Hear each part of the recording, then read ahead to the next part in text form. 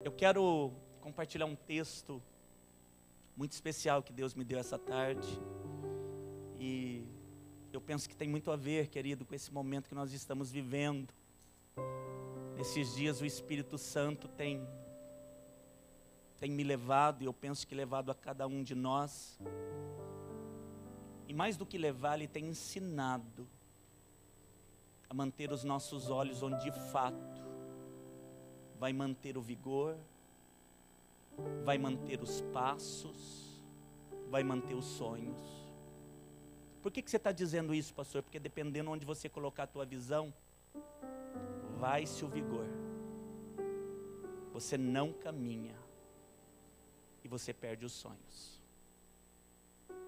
Dependendo onde você colocar os teus olhos, isso tem o poder de estabelecer sonhos ou de matar sonhos.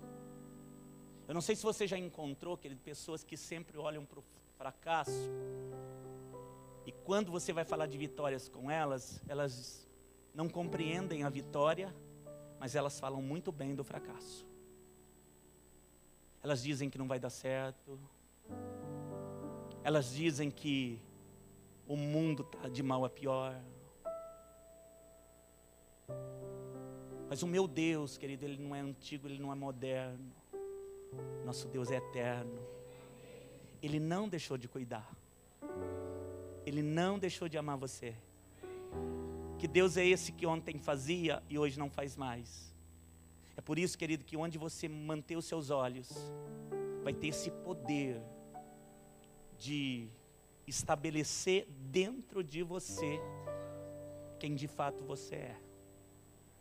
Pastor, eu não consigo sorrir mais. A visão está deturpada. O foco está errado. Eu não tenho mais alegria, mas nós acabamos de dizer que Ele é a nossa alegria, alegria constante, que não termina. Então que tristeza é essa que é maior que essa alegria? Então o Espírito de Deus, querido, Ele tem me ensinado, e eu penso que ensinado a igreja a focar realmente aquilo que é duradouro, aquilo que não muda, aquilo que estabelece algo, querido, e como um marco bem fincado, uma estaca bem plantada, ela não será tirada. Amém? Do que você está falando? Eu estou falando de algo estabelecido por Deus na sua vida, e que os homens, os demônios, o teu maior adversário não vai ser capaz de tirar isso de você. Porque assim diz o Senhor. Ninguém muda isso. Amém, querido? Assim diz o Senhor. E aí você pode completar a frase como você achar melhor.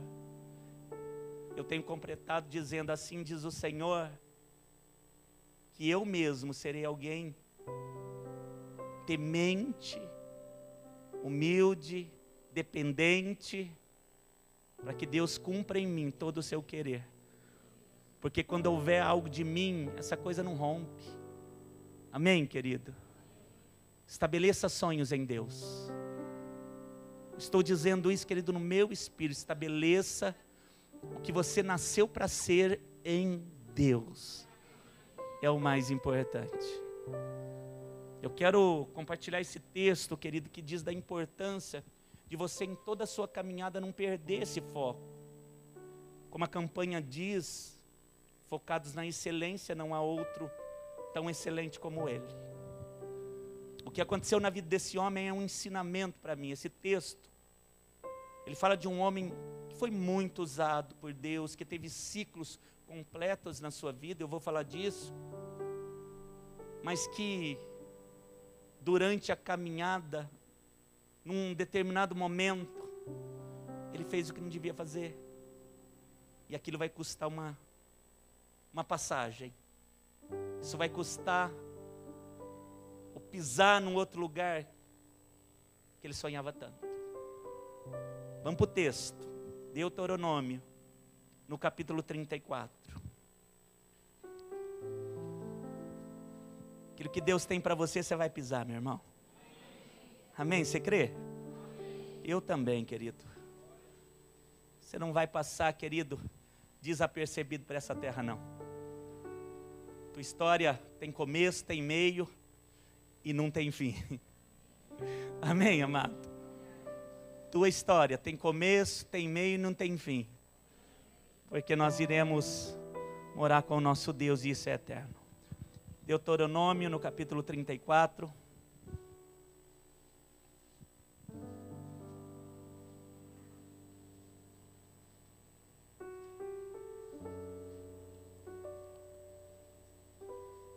Aleluia. Fale conosco, bondoso Deus. Os teus filhos estão aqui por tua causa. Você encontrou? Deuteronômio, no capítulo 34. Nós vamos ler do verso 1 até o 8. Diz assim a palavra do nosso Deus: então subiu Moisés das campinas de Moabe, e ele chegou até o monte Nebo, ao cume de Pisga, que está de fronte de Jericó, e o Senhor mostrou-lhe toda a terra. Perceba que foi o próprio Deus que mostrou para ele toda a terra, e a Bíblia diz desde Gileade até Dan, e todo o Naftali, a terra de Efraim, Manassés, toda a terra de Judá, até o mar último, e o sul, e a campina do vale de Jericó. Deus em detalhe mostra as cidades, das palmeiras até Zoar. Interessante que depois de mostrar tudo, o Senhor vai dizer algo a Moisés. Esta é a terra de que jurei a Abraão, jurei a Isaac, jurei a Jacó, e eu disse: a tua semente a darei. É como se o Senhor dissesse: eu estou cumprindo a minha promessa. Mostra-te para você veres com os teus olhos. Eu estou te mostrando para que você olhe, contemple com os teus olhos. Mas ele diz: porém, para lá você não passará. Que coisa, querido. Era um sonho que estava diante dos olhos dele, mas o Senhor está trazendo uma palavra difícil para ele. Tudo que eu prometi está aí diante dos seus olhos. Olha e olha bem. A terra é exatamente como eu prometi. Mas aquilo que você está olhando, você não vai pisar, não vai tomar posse. E a Bíblia diz que assim morreu ali Moisés, servo do Senhor, na terra de Moabe, conforme o dito do Senhor. Este o sepultou num vale na terra de Moabe, de fronte de Bet-peor, e ninguém tem sabido até hoje onde está a sua sepultura. Era Moisés da idade de 120 anos. Quantos anos ele tinha? Quando morreu. E é interessante que Deus vai dizer: os seus olhos nunca se escureceram. E ele não perdeu o vigor em nenhum momento. Os filhos de Israel prantearam a Moisés 30 dias nas campinas de Moabe, e os dias do pranto, do luto de Moisés, todos eles se cumpriram. Até aqui, quero orar com você, porque o texto é rico. Eu penso que ele tem vários tesouros dentro dele, e é com você que Deus quer falar. Vamos orar, queridos. Deus Todo-Poderoso, nós louvamos mais uma vez teu nome, nós reconhecemos tua grandeza, reconhecemos que só o Senhor é Deus, só o Senhor é aquele que é capaz de fazer o morto reviver. Aliás, cada um de nós é a prova evidente de que isto aconteceu. Nós estávamos mortos nos nossos delitos e pecados, e o Senhor nos trouxe para a vida. Te agradecemos, bondoso e generoso Pai, porque a vida que nós temos agora, nós temos em Cristo. Por isso, nos alimente com os tesouros que há no céu. Abram os nossos olhos. Eu dou uma ordem no mundo espiritual para que todos os ouvidos sejam abertos.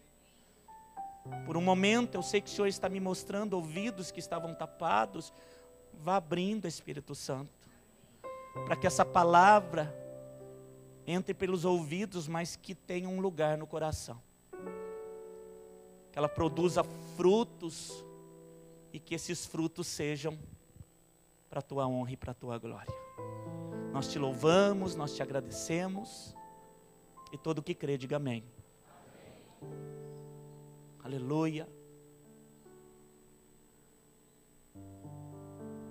Momento da sua atenção, querida Filadélfia. O texto fala de um homem que foi muito usado pelo Senhor. Se você me perguntasse sobre a vida de Moisés, eu teria que, por um momento, dividir a vida dele em 3 momentos distintos. Na verdade, ciclos completos. Porque o número 40 na Bíblia fala disso, né? De algo completo. Todas as vezes que você vê 40 na Bíblia, pense em algo que começou e terminou. A vida de Moisés é uma vida de 3 ciclos completamente diferentes um do outro. Que a palavra de Deus diz que nos seus primeiros 40 anos, ele viveu lá no palácio. Ele viveu sendo criado com todo o ensinamento dos egípcios. Ele foi ensinado, ele foi, quando eu digo ensinado, não somente a ser um egípcio, mas a ter a cultura do Egito. Deus é tão maravilhoso, querido, que o inimigo adestrou, ensinou aquele que iria pisar ali para libertar o povo do Senhor. Ele tem toda uma estratégia, né, querido? Que os homens não compreendem, mas que ele, na sua infinita sabedoria, sabe bem o que está fazendo. Então, se alguém me dissesse 40 anos perdido, pastor, não foi não. Ele viveu aquilo que ele tinha para viver naquele tempo, naquele lugar. Mas ele preferiu viver junto ao povo hebreu, junto de um deserto, do que viver, diz o texto, em todo luxo, em tudo aquilo que um príncipe do Egito poderia viver. Então os primeiros 40 anos foram ali, mas até que ele teve aquele momento em que ele vai proteger lá o escravo, e eu penso que você conhece a história, e ele vai fugir da perseguição que pudesse haver sobre a vida dele. E ele vai começar o segundo ciclo. Ele vai para o deserto, e ali ele vai constituir família, e ali ele vai viver um tempo de aprendizado, cuidando de ovelhas. Parece o oposto. Um palácio, um homem tão poderoso, um homem tão reconhecido por outros homens, e agora um homem que só é reconhecido por ovelhas. Ele não tem companhia. Ele está vivendo um outro ciclo. Mas eu penso que ambos, Deus está moldando esse homem. Deus está fazendo dele o que nasceu para ser. Não importa se no palácio ou no deserto. Se Deus tem um plano, Ele vai cumprir. 40 anos se passam também, mas um ciclo se completa, até que aquela sarça, aquele arbusto no meio do deserto, em forma de bola de fogo, era até natural que acontecesse fogo em arbustos, em regiões tão quentes como é lá em Israel, mas o fato é, querido, que aquela não se consumia. Ele era um homem já acostumado com tudo aquilo que acontecia, e talvez se fosse o fato só de queimar, não chamaria tanta atenção, porque talvez alguns arbustos daquele pudessem ter queimado na frente dele, se consumia, e isso era algo natural de acontecer, mas o fato é que aquele arbusto não se consumia, e aquela chama era diferente. Eu não sei se você já experimentou essa chama de Deus diferente. Ela é totalmente diferente. Quem não experimentou deve buscar, porque você pode encontrar. Mas 40 anos se passam e esse homem, ele entende que o propósito do Egito, do palácio, o propósito do deserto, ambos apontavam para uma só coisa: liderar um projeto de Deus. Olha que coisa preciosa. Foi isso que o Espírito de Deus me falou. Eu até escrevi: liderar um projeto de Deus. Quantos aqui creem que você é a peça principal nesse projeto de Deus? Eu vou dizer de novo, querido, não se sinta menos, porque Deus mandou dizer: você é a peça principal nesse projeto de Deus. Não é pela sua capacidade, porque capacidade nenhum de nós temos.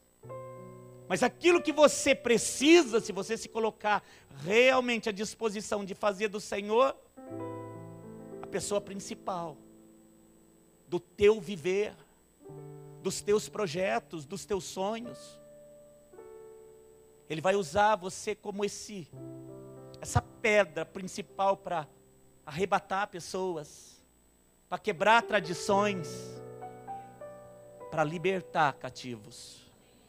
Porque é isso que esse homem foi chamado, para libertar um povo que estava há muito tempo cativo. Ele mesmo, ele não se julga capaz, e ele vai dizendo para Deus que ele é um homem de boca pesada. Ele vai encontrando nele mesmo algo que pudesse justificar a não ida.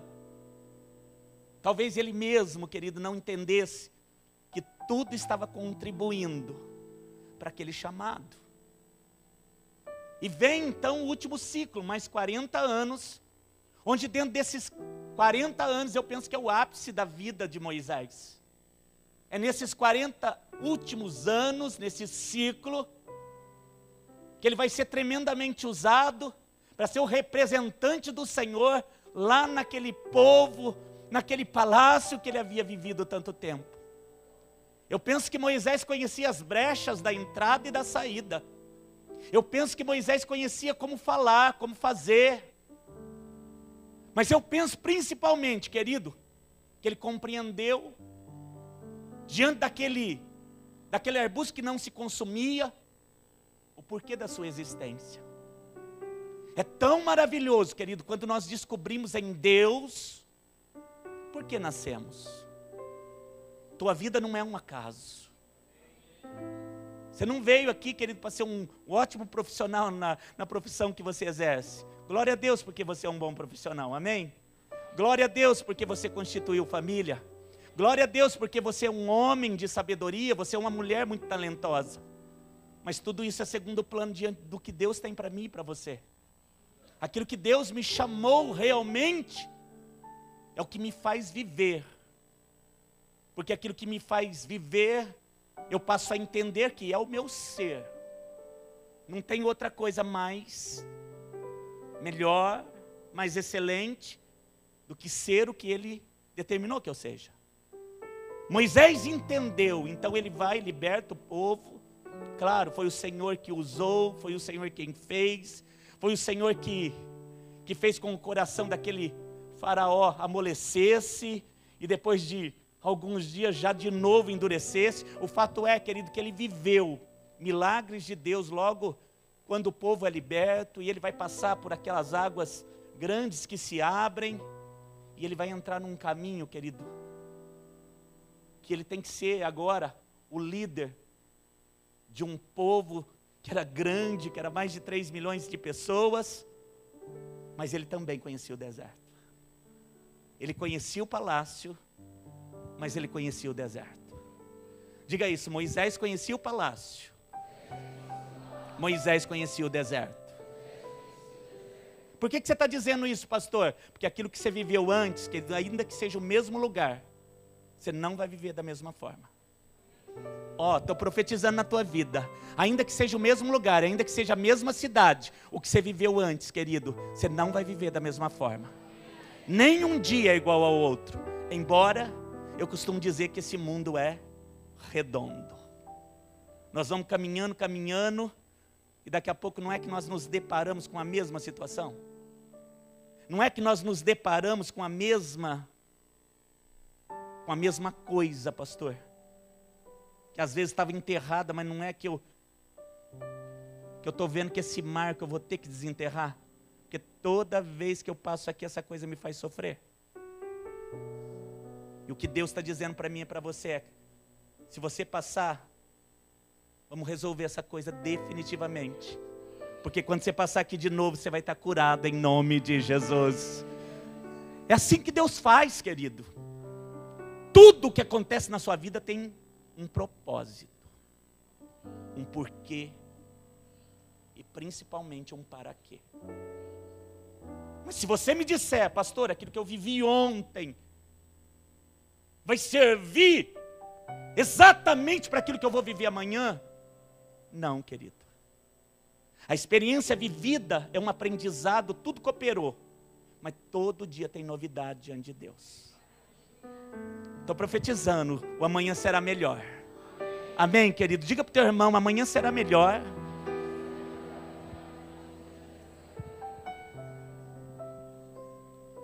Pastor, você não disse que aquilo que eu vivi coopera? Tudo coopera.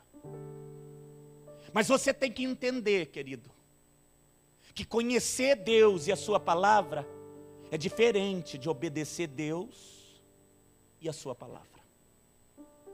Eu vou dizer para você novamente, conhecer Deus e a sua palavra não te constitui, não te faz um vencedor.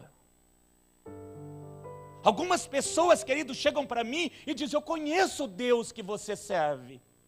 Eu conheço o Deus daquela igreja. Eu conheço a palavra. Mas quando você olha a própria vida, não que você esteja julgando, mas em espírito você percebe que a pessoa até conhece, até ouviu falar, mas o obedecer está distante. A palavra de Deus diz, querido, que os filhos são reconhecidos pela obediência, e não pelo fato de ouvir. Querido, nós temos uma igreja, que se ficasse aqui todos os visitantes que nos visitam, querido, o quarteirão não dava, porque todos os cultos nós temos visitantes. Glória a Deus por isso. Mas a minha oração, que ele tem sido que essa igreja, de visitantes ou não visitantes, de pessoas que estão pela internet, elas possam ouvir essa palavra preciosa que é vida para as nossas vidas, e mais do que ouvir, elas possam ser praticantes dessa verdade. Porque aquilo que nós vamos viver, querido, é sempre uma novidade. E o milagre que eu vivi ontem, e a experiência que eu tive ontem, ela vai servir sim para a minha vida, para cooperar.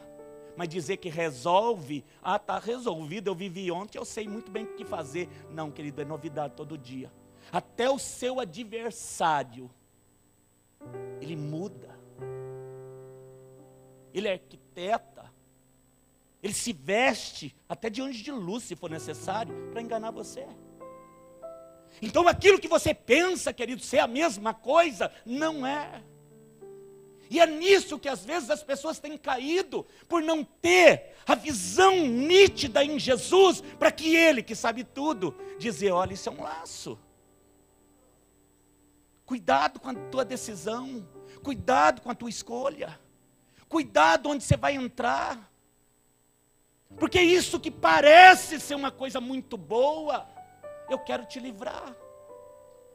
Eu quero demonstrar para você que eu sou o teu guia. Mas isso não significa que é o caminho mais fácil por onde eu vou te levar. Por isso nós não devemos reclamar do caminho que nós estamos. Quando nós cremos que nós estamos sendo obedientes a Deus. Eu não estou falando de um caminho, querido, que eu escolhi por conta própria, por decisão minha, por um instante de vacilo que eu não olhei. E quando eu vi, eu já estava num lugar onde eu não queria. Eu não sei se você tem o hábito de ficar com o celular enquanto dirige. Tomara que não. Mas todas as vezes que você faz isso, querido, e eu já fiz algumas vezes, pronto, estou confessando meu pecado. Por muitas vezes, por uma fração de segundo, querido, você está olhando para uma coisa que não é o alvo daquele momento. E quando você olha, querido, você já está numa direção totalmente contrária. Eu vi uma reportagem alguns dias atrás, que só o fato de você olhar, querido, isso é fração de segundo. O seu raciocínio se perde, o seu foco muda. Isso é suficiente para você deixar o veículo mudar de direção. Então nós precisamos na nossa vida, querido, manter o nosso foco para discernir em Deus. Que nem sempre aquilo que se parece, querido, vai trazer o mesmo resultado. Eu me lembro de um culto, querido, que nós estávamos tendo nessa igreja. E havia um apelo, e havia várias pessoas aqui na frente. E eu me lembro que um moço, ele estava aqui, e ele dançava em espírito, meio que ele marchava em espírito. E quando eu olhei para ele, a igreja ficou meio que com o olhar atento para ele, dizendo, o que será que está acontecendo? Será que esse moço está com algum problema? E eu senti isso no meu espírito, que a igreja olhava para ele, assim como você está me vendo. Mas o Espírito de Deus disse, não, ele dança para mim. Ele está fazendo o que eu estou enchendo ele. E eu disse isso para a igreja, fique em paz, porque o que ele faz é dançar ao Senhor. Mas quando nós falamos isso, querido, do meu lado esquerdo, começou uma dança parecida com a dança da direita. E uma mulher começou a dançar como se ele dançasse. E quando eu olhei aquela mulher, o Espírito de Deus disse, isso não me traz prazer, o que há nela tem que ser liberto. O mesmo gesto, um cheio do Espírito, ela cheia de demônios. E eu disse para os irmãos que estavam aqui, queridos, orem por ela, porque isso não vem do Senhor. E eu me lembro que o pastor Nelson e alguns diáconos levaram ela até o gabinete pastoral, querido, e essa mulher subia pelas paredes. O que eu quero te dizer, querido, é que o Senhor é o teu guia. E o desejo de Deus é que tudo te vá bem. Então nós não podemos perder o foco, não podemos perder, querido, onde é que nós devemos manter os nossos olhos? Porque um vacilo pode impedir a tua entrada na promessa. Moisés é um homem muito usado. Eu penso que a história dele você conhece. Mas é um homem, querido, que em determinados momentos, ele meio que explodia. Ele excedia na sua maneira de agir. E foi isso, querido, que adiante vai comprometer a entrada dele. Porque como líder, você é mais exigido. Como alguém que Deus escolheu para mudar aquela casa, você é muito observado. Mas o ímpio não erra, ele erra muitas vezes. Então por que eu não posso errar? Porque você é a referência. Porque você é notado de uma maneira diferente, homem de Deus. Viu, Marcelo? Você é muito notado. As pessoas passam a olhar você, querido, de uma outra maneira, porque você não é mais aquela escuridão. Eu vou dizer de novo, você brilha. Ah, querido, você brilha. Você tem o Espírito de Deus. Diga para o teu irmão, você brilha, irmão, você brilha. Você tem o Espírito de Deus. Amém, querido? Eu penso que quando o céu olha para esse lugar é um clarão só. Amém, querido? E você não é vagalume. Você conhece vagalume? Alguns conhecem? A juventude não conhece, hein? Você é do tempo do vagalume, querido? Levanta a mão, não me deixa sozinho. Você não é alguém que acende e apaga. Estou profetizando que você é alguém que brilha e brilha constante. Em nome de Jesus, querido, você brilha e brilha constante. Diga para o teu irmão, você brilha e brilha constante.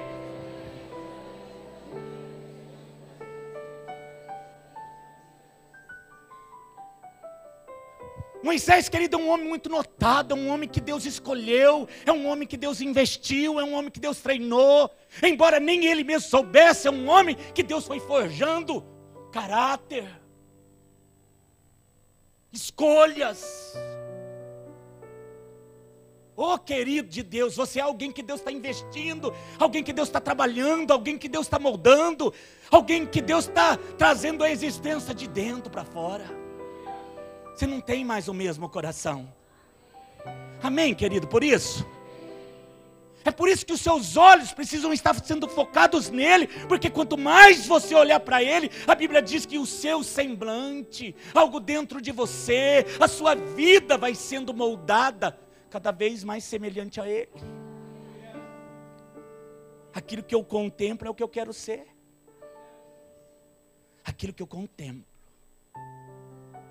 é o que eu desejo. Moisés, querido, é um homem muito, mas muito usado. Mas existem alguns momentos, eu vou citar apenas 3. E eu penso que o terceiro é onde fez com que ele não entrasse na terra prometida. Um momento, querido, que ele vai viver, onde ele vai demonstrar para todos aqueles que ele liderava, a raiva que ele estava sentindo, o ódio que ele estava sentindo naquele momento. E a Bíblia diz, querido, que ele está no monte, ele está escrevendo as tábuas da lei, os mandamentos do Senhor. E a Bíblia diz, querido, que o Senhor disse para ele: olha, desce, porque sem a sua liderança lá, o povo está fazendo besteira. O Arão que está lá no seu lugar, ele meio que inventou um Deus lá. Enquanto ele estava no monte buscando o Senhor, para dizer ao povo como que eles deveriam agir, porque aquele povo, querido, ele veio totalmente domesticado, ensinado pelo Egito. Tanto é verdade, querido, que na hora que eles ficaram sem o líder, sem a referência para eles disseram para o Arão: vamos criar um Deus. E de tanto Egito que havia neles, eles disseram: vamos criar um bezerro, um Deus bezerro. E o homem pôs para fora o que ele cria dentro. Isso não mudou. Geralmente você põe para fora o que você é de fato dentro.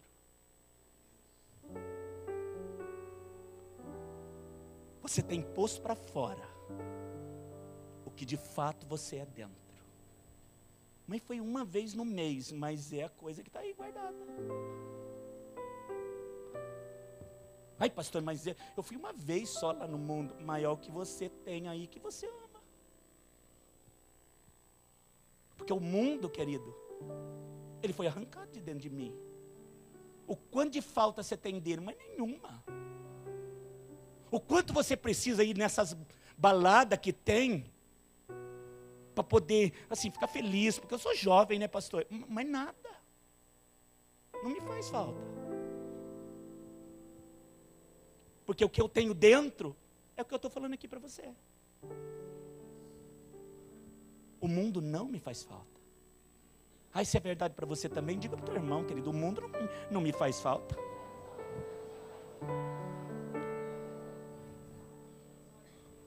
Mas não é que às vezes você perde o foco? Às vezes você perde o foco, levanta a mão. Perde. Ai, mas você é tão de Deus, pastor, você perde o foco. Às vezes, querido, acontece. Olha Moisés. Quando ele desce, querido, ele se depara com aquele bezerro e o povo ali se curvando, adorando. A Bíblia diz que ele fica com uma raiva tamanha que ele faz o quê? Ele quebra as tábuas. A ordenança que Deus acabara de dar para ele, sabe o que ele faz? Ele quebra. Eu estou com uma raiva. Ai, querido, se tem celular na época, ele quebrava.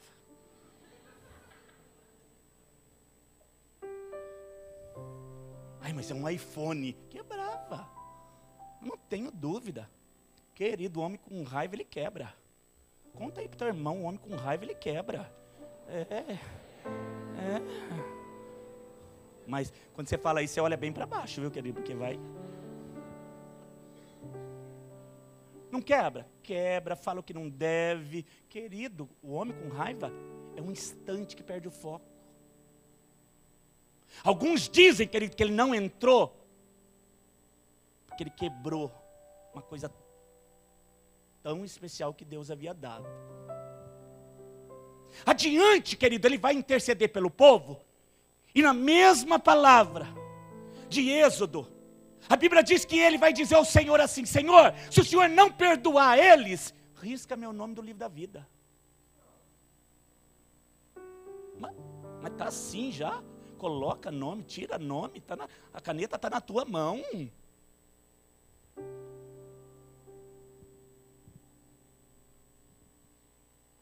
O fato é, querido, que para corrigir uma coisa, parece que complica. Você sabe que o homem cheio de raiva e sem noção, querido, é assim que você diz, né? Está sem noção. A juventude diz isso também, não diz? Mas parece que perdeu a noção, perdeu o juízo. Ofuscou. Não está fazendo isso que acabou de aprender. Que não deve fazer. Está fazendo. Eu não me engano, viu, querido? Com homem eu já vi de tudo. Aprende agora, sai ali fora, vira a esquina, faz o contrário. Mas e aí? E aí, querido? Cada um que dê conta do que está fazendo. Ai, o pastor não vai vigiar. Ai, querido, eu vou para minha casa dormir. E olha que eu durmo bem, viu? Não acorda? Não acorda. A não ser que ele desperte por misericórdia e fala, ora lá. Aí eu tenho que orar. Mas o que fez de fato o Moisés não entrar naquilo que era promessa, naquilo, querido, que ele sonhou? Porque esse sonho, querido, a Bíblia diz, querido, que é desde lá dos antepassados. Pensa numa coisa, querido, que foi entregue lá atrás. Esse povo vai ser liberto, esse povo vai ter a terra dele. É uma terra que emana leite e mel, é uma terra maravilhosa, é uma terra que eu separei. O Senhor ainda levou ele no cume lá do Pisga, Monte Nebo. Ele falou, olha para você ver. Eu penso que ele olhou tudo, né, querido? Israel é cheio de montes, cheio de montanhas. Você sobe numa, querido, você vê vales, a coisa é linda. O Senhor diz para ele, olha tudo. Olha o sul, olha o norte, olha o leste, olha o oeste. Olha, mas olha bem. Olhou, contemplou, essa é a terra que eu prometi. Para Abraão, para Isaac, para Jacó, para o teu povo.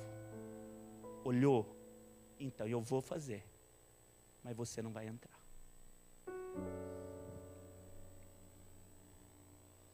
Mas que Deus é esse? Ele não tem prazer em dar? Tem, mas ele é justo. O que fez esse homem não entrar? Isso aqui eu quero ler com você, número 20. O que fez o Moisés não entrar? Números, capítulo 20. Estou terminando, viu, querido? Mais 40 minutos está terminado. Aleluia. Ô crente abençoado.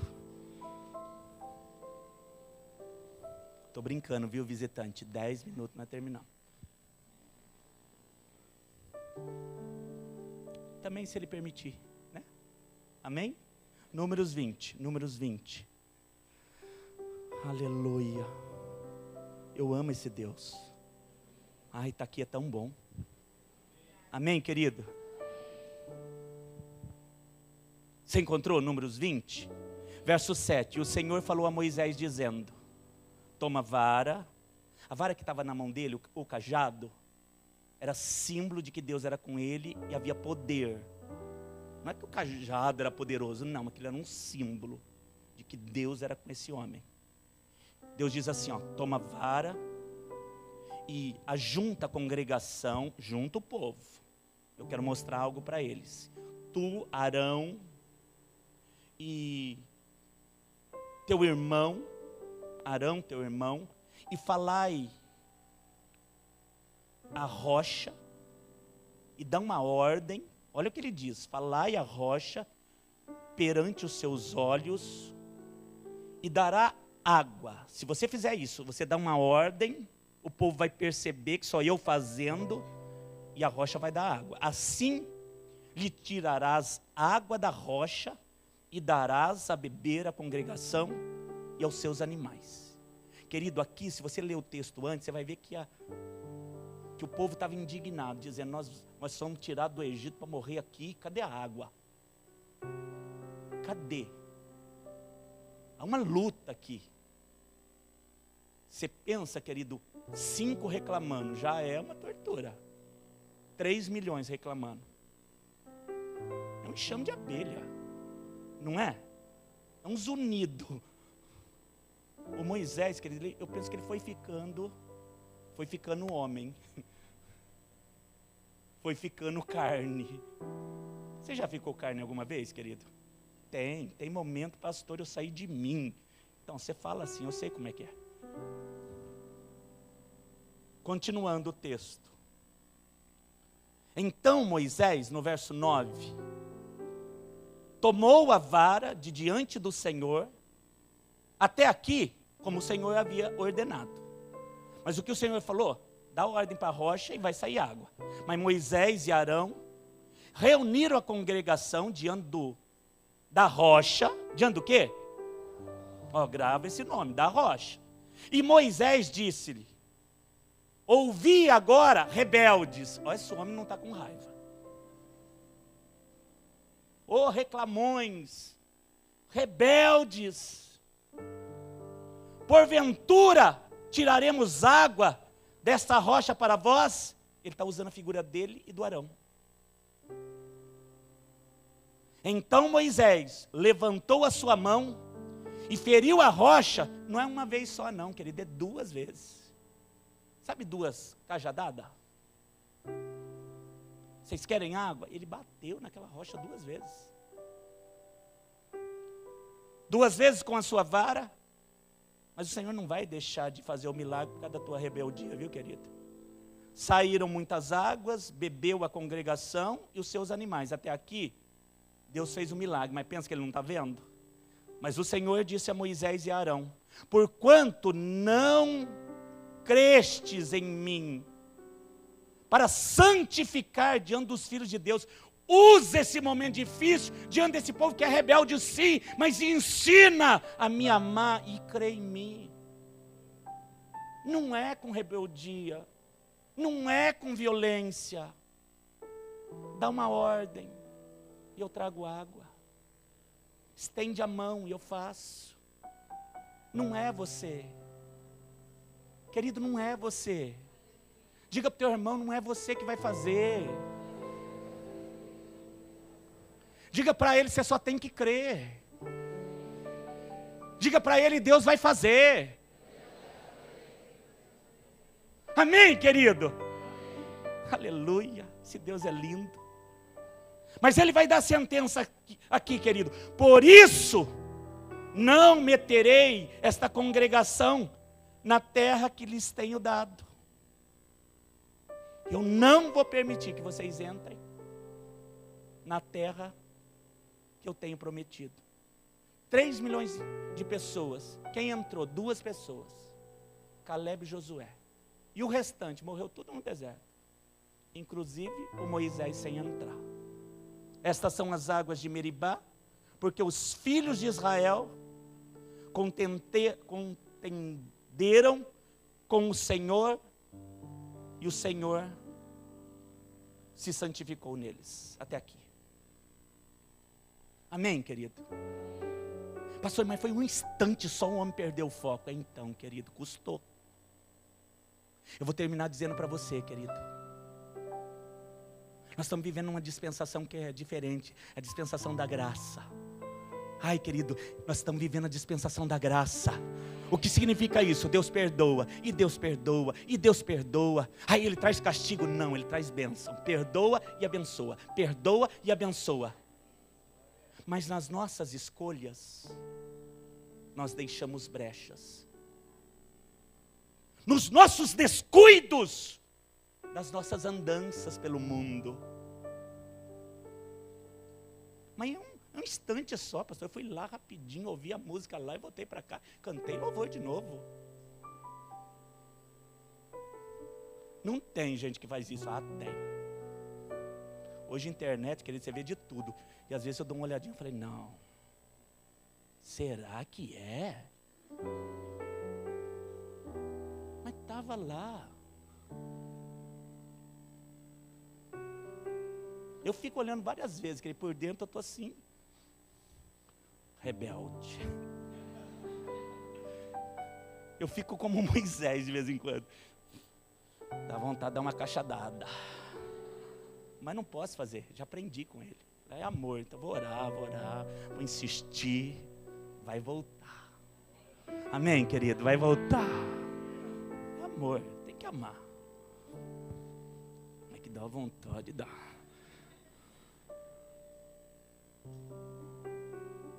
Um descuido desse homem de Deus.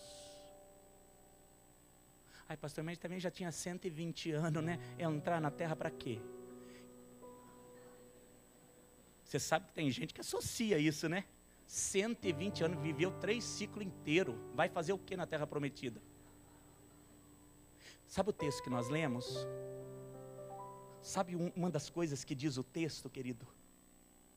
Diz que o vigor dele, ele não perdeu.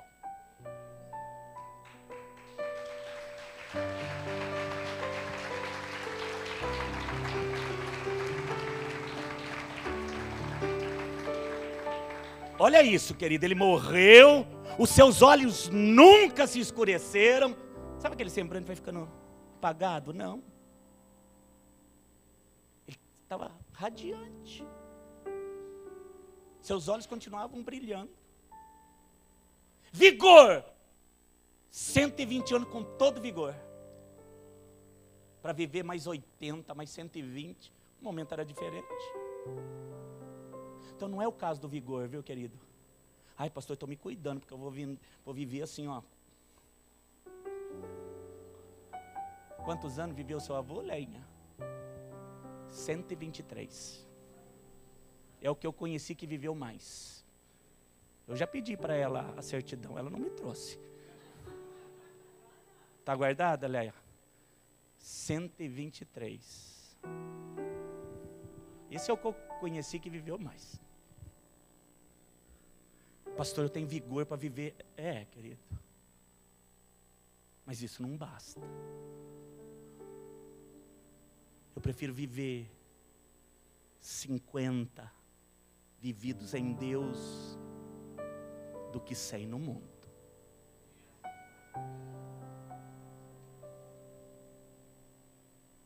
Aliás, um dia na presença dele é como 1000 anos.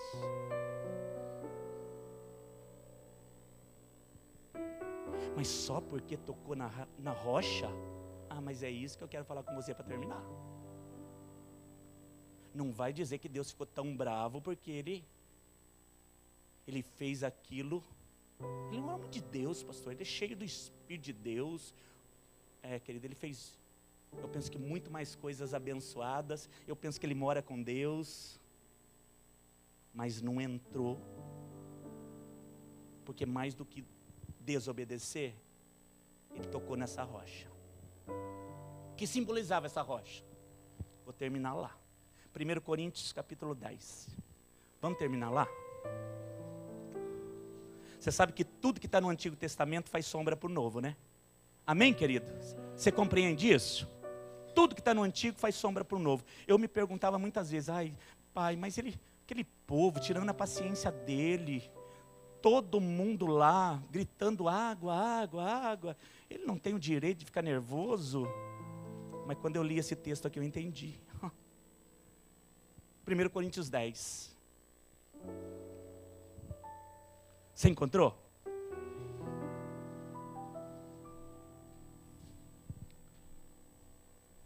Olha o que diz o texto. Ora, irmãos, estamos juntos, querido? 1 Coríntios 10. Ó, estou terminando. Ora, irmãos, não quero que ignoreis que nossos pais, e Paulo vai falar lá daquele tempo, estiveram todos debaixo da nuvem, aquela nuvem que acompanhava eles. E todos passaram pelo mar. Momento que eles passaram pelo mar. E todos foram batizados em Moisés. Ele era o líder, na nuvem e no mar. E todos comeram de um mesmo manjar espiritual. E beberam todos de uma mesma bebida espiritual. Porque bebiam da pedra espiritual que os seguia. E a pedra era Cristo.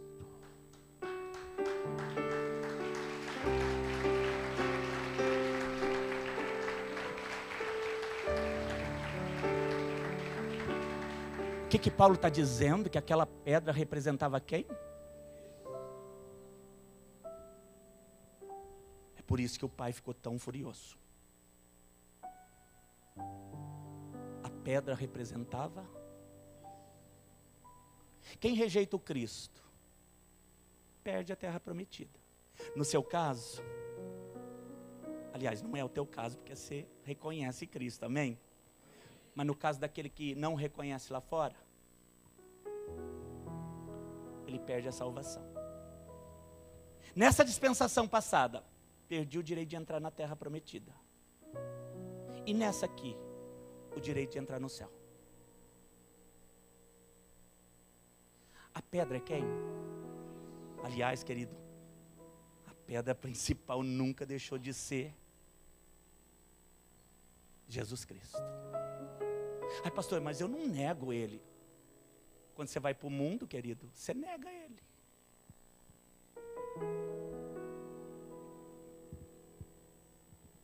Dependendo do que você foca, você nega ele.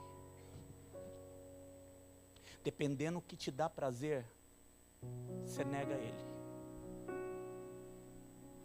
Aí eu nunca bateria na rocha daquele jeito. Todos nós já batemos em algum momento. Crentes. Não estou falando do velho homem, estou falando crentes. Todos nós em algum momento temos batido na pedra. Mas qual é a diferença se todos têm batido? É que uns batem e se arrependem de verdade. E ele perdoa. Mas existem outros que batem e nem dor sente.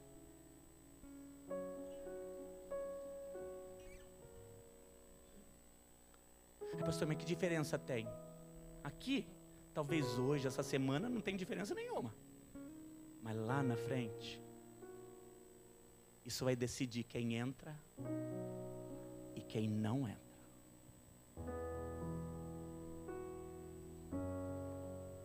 Ontem foi lindo o que Deus fez nos guardiões. Sabe o que foi o apelo no final? Diante da palavra linda que Deus nos deu? Qual é a sua prioridade? Tem coisa desencaixada aí? Aí eu acredito em Deus. Eu conheço Deus. Mas obedece Deus. Porque se obedecer, Ele é primeiro. E não tem nada maior do que Ele. E depois, família. Querido, isso não muda. Deus, família, igreja. Porque tem muita gente que fala, não, mas antes da igreja veio o trabalho. Porque se tiver trabalho tem dízimo e a igreja vive. Tolo. A igreja não vive por causa do dízimo, da oferta. A igreja tem vida por causa do Espírito Santo. Sem Ele não tem vida. Tem templo, tem casa, tem cabana, tem tenda. Querido, tem de tudo. Mas a igreja existe se tiver presença. E a presença compra com o quê? Com muito dinheiro? Não compra, querido. Enquanto Ele me fazer pastor aqui, eu vou te ensinar essa mesma verdade. Aceita de verdade, mantenha o foco. Mas tem tanta coisa que me excita, então trabalha isso e vai cortando essas algemas aí, querido. Porque no mundo espiritual não tem meio termo. Ou eu sou de Deus ou eu sou de Deus. Tem zona neutra, mais ou menos? Não tem, querido. Em cima do muro? Não tem. Um pé aqui, um pé lá fora? Não tem. Amém, querido? Aí eu vim numa quinta-feira para ouvir tudo isso, veio. Olha como Deus te ama. Oportunidade, querido, para você sair daqui ruminando essa palavra e dizer, não, eu vou focar naquilo que realmente tem valor. É a razão de tudo. Um descuido perde. Querido, eu estou numa idade, eu já estou pensando assim, não é preocupação não, é em Deus, falando, ó Senhor, não dá tempo mais de errar. Às vezes um erro que ele leva 10 anos para consertar, não é? Eu repeti a primeira série do primário. Até hoje eu ouço as minhas filhas dizer, principalmente a Amanda, ai pai, você repetiu, né? Elas estão adiantadas, passaram. Então elas falam, ai, você repetiu. Um erro custa muito, querido. Pai de família, homem de Deus, um erro custa muito. Não custa? Então não dá para errar. Mas como é que eu acerto? Nele você vai acertar. Amém, querido? Diga para o teu irmão, antes de nós orarmos, nele você vai acertar.